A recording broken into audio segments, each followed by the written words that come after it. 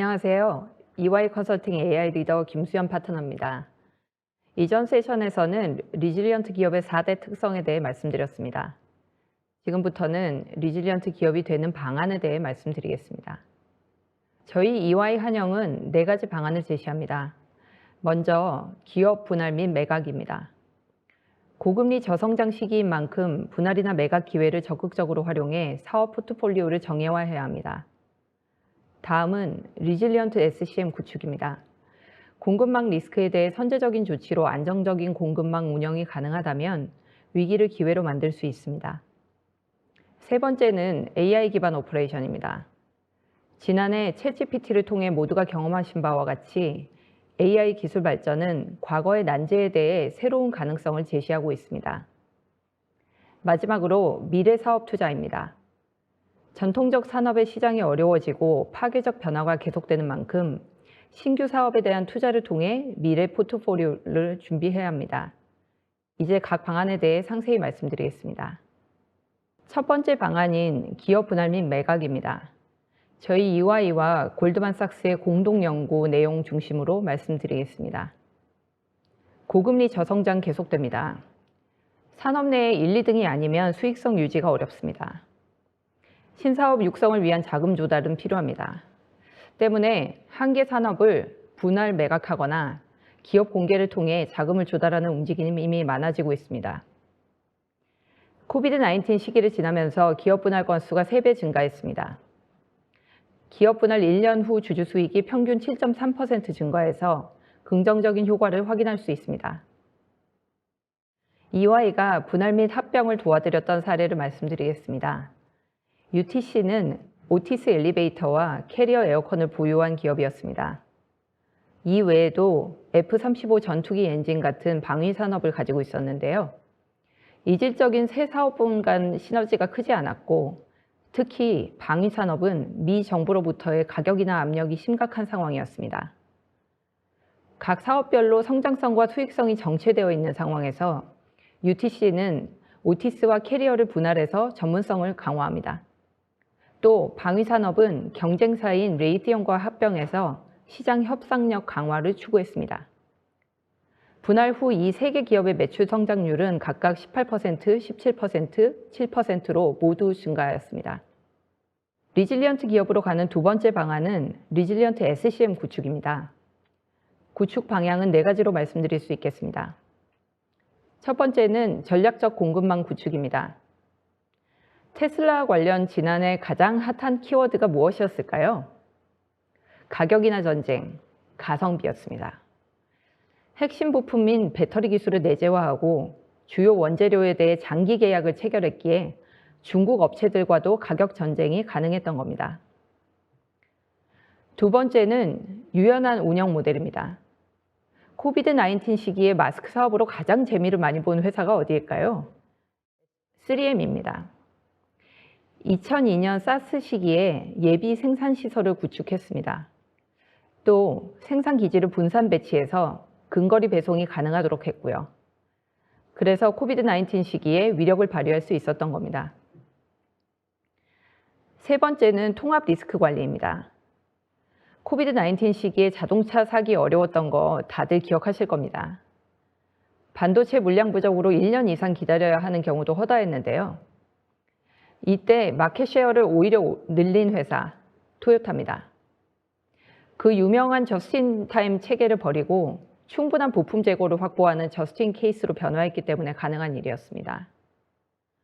네 번째는 SCM IT 인프라 구도화입니다. P&G가 다이내믹 SCM 플래닝 체계를 구축한 것이 대표적인 사례입니다. P&G 사례 조금 더 말씀드리겠습니다.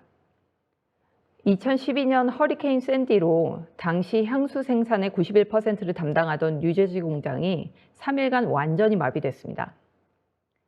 향수 제품의 공급도 문제가 됐지만 세제와 같은 다른 제품의 향료 공급도 문제가 되는 상황이었습니다. 이때 후속 조치는 빠르게 진행되었지만 선제적으로 리스크가 현실이 되기 전에 대체하는 체계에 대한 필요성이 이때 대두되었습니다. 그래서 구축한 다이내믹 SCM 플래닝의 핵심은 시뮬레이션이었는데요. 예를 들어 세탁세제 타이드를 생산하는 루이지애나에 허리케인이 오는 경우에 세탁세제 공급에 영향을 최소화하는 방안은 무엇인가 하는 것이죠. 이후 2017년 허리케인 하비가 왔을 때는 이 체계로 루이지애나의 인원과 자원을 또 다른 생산 거점인 오하이오로 사전에 이동을 시키고 루이지애나 공장은 허리케인 접근 전에 셧다운을 합니다.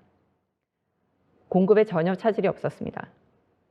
이 시스템 코비드-19 때에도 써먹는데요. 수요 예측 기반으로 위생용품 생산은 늘리고 화장품 생산은 줄이게 됩니다. 이후 현재까지 주가 2.2배 상승하면서 동종업계 상회하고 있습니다. 재미있는 점은 마지막 부분인데요. P&G가 SCM 솔루션 사업자라는 것 알고 계셨을까요? EY와 함께 SCM 솔루션을 만들어서 400여 개 기업에 제공을 해오고 있습니다. 리질리언트 기업으로 가는 세 번째 방안은 AI 기반 오퍼레이션입니다. 5가지 대표적인 측면을 말씀드린다면 첫 번째는 신속한 예측입니다. 매출 기준 낙농업체 1등 프랑스 다논이죠. AI 수요 예측 기반으로 결품은 30% 줄이면서도 창고 비용은 40%까지 절감하고 있습니다. 다음은 동적 운영 변화입니다. 아마존의 사례가 유명한데요. 코비드-19 때 손소독제의 수요가 급증하자 아마존은 시장 수요에 맞춰서 손소독제의 가격을 동적으로 조정합니다. 온라인 유통 1위 아마존을 만든 배경은 이 다이내믹 프라이싱이었습니다. 세 번째는 리스크 감지입니다. 샤오미도 가품으로 골치가 아픕니다. 온라인에서 판매되는 가품을 탐지하는 AI 솔루션을 구축해서 매출 손실을 방지하고 있습니다. 네 번째는 비즈니스 연속성입니다. 매출 기준 유럽 넘버원 통신사 보다폰. 유럽의 이미지와 달리 주 7일 24시간 고객 문의에 응대합니다. AI 컨택센터 때문에 가능한 일이죠. 마지막은 운영 효율성입니다. 이제는 유통사가 아닌 테크 컴퍼니라고 하는 월마트, 생성형 AI로 구매 협상을 하고 있습니다. 월마트 사례 좀 더 설명드리겠습니다. 월마트는 공급사가 10만 개가 넘어서 각 공급사와 개별 협상을 하기에는 현실적인 한계가 있었습니다. 그래서 공급사가 생성형 AI와 대화를 통해 협상할 수 있는 챗봇을 도입했는데요. AI 챗봇은 과거 구매가, 그리고 타 유통사에서 판매되는 소매가 등을 참조를 해서 최적의 계약가를 각 공급사에 제시하고 협상을 진행합니다. 이 방식으로 월마트는 구매 비용을 3% 절감하고 협상 시간도 50%까지 단축할 수 있었는데요. 공급사 입장에서도 감정 소모 없이 협상을 진행할 수 있어서 챗봇의 선호가 75%, 또 챗봇을 통한 계약 성사율이 무려 68%에 이르고 있습니다.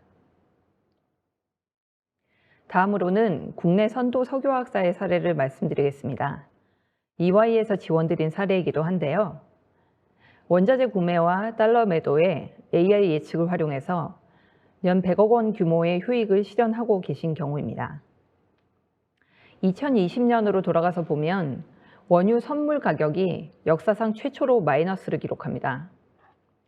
기존의 분석 방식이 당연히 통하지 않습니다. 납사 구매에 연 수조 원을 쓰는데 시장의 흐름에만 맡길 것인가? 실패하더라도 자체 예측 모델을 개발해보자는 공감대가 형성되었습니다. 기존 분석에서 사용하던 수급 정보 중심의 30개 데이터를 15,000개로 확대하고 최신 알고리즘 채택했습니다. 그래서 예측이 정확해져서 100억 원을 절감하게 되는 걸까요? 저는 아니라고 말씀드리고 싶습니다. 개발된 AI 예측 모델, 현업분들과 1년간 모니터링했습니다. AI의 예측을 믿을 만한 국면, 못 믿을 국면을 구분하는 시간이었습니다. 그리고 국면 판단을 위한 보조 지표를 개발하는 시간이었는데요. 그 후 작년부터 AI 예측 모델을 구매에 적용을 하고 계시는데요. 현업 전문가가 AI 가격 예측과 보조 지표들을 참조해서 발주량을 조정하는 방식으로 활용하고 계십니다.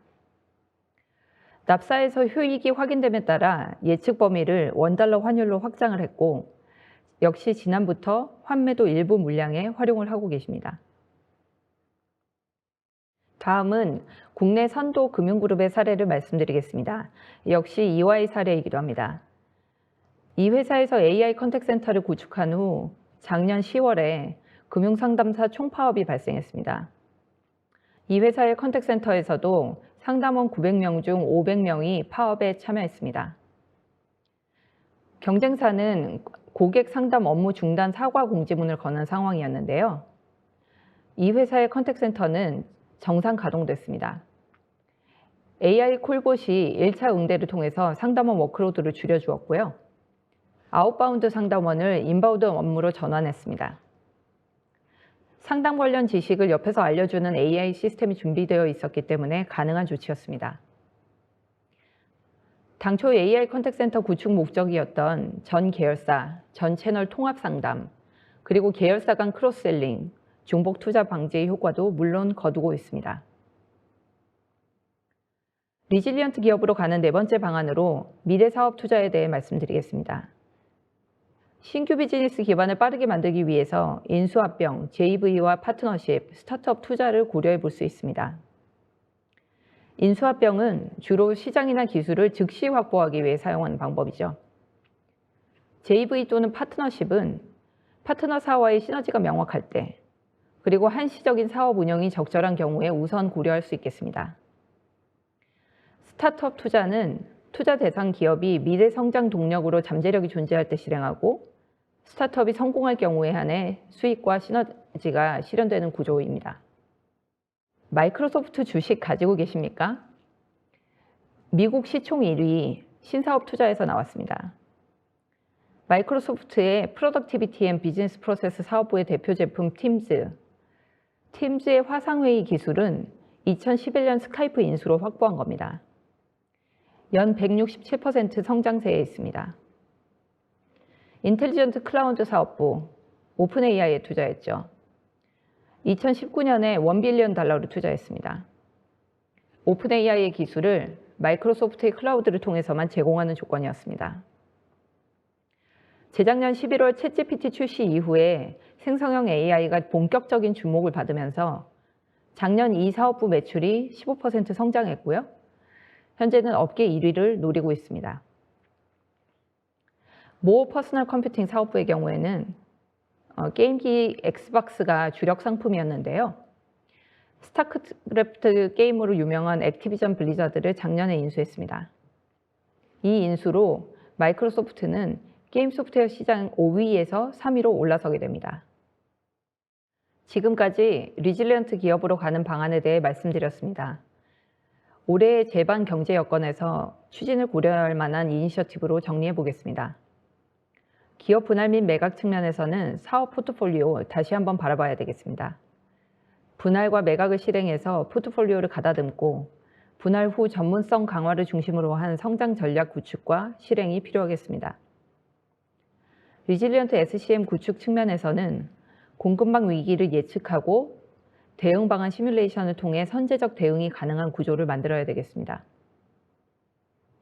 AI 기반 오퍼레이션 측면에서는 생성형 AI의 활용을 적극 고려하시는 한편 기존의 머신러닝, 딥러닝 여전히 필요하다는 점을 인지하시면 좋겠습니다. 효익이 검증된 베스트 프랙티스 참조하시고 회사의 절체절명의 문제를 풀기 위한 자체 AI 모델 개발도 검토하시기를 권해드립니다. 마지막으로 미래 사업 투자 측면에서는 즉각적인 내재화를 위한 인수합병, 가능성 영역에 대한 파트너사 발굴, JV 설립, 스타트업 투자를 고려하실 시점입니다. 기업의 수익성 지속 점점 더 어려워지고 있습니다. 변화의 속도가 너무나 빠르고 불확실성이 갈수록 높아지고 있습니다. 선제적인 움직임으로 리질리언스 역량을 키운 기업이 위기의 파도를 넘을 수 있겠습니다. 귀사가 어떠한 환경에도 흔들리지 않는 기업으로 거듭나는 데에 이 세션이 작은 도움이 되었으면 하는 바람입니다. 감사합니다.